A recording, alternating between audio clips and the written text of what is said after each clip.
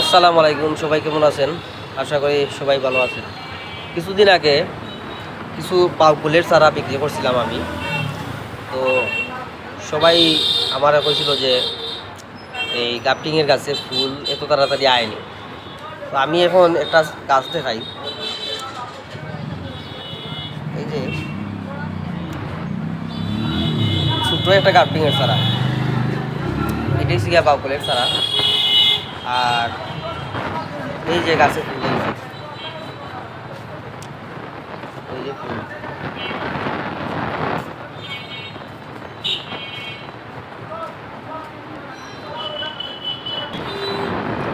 ওই সবটি গাছে ফুল দেখা দিতেছে।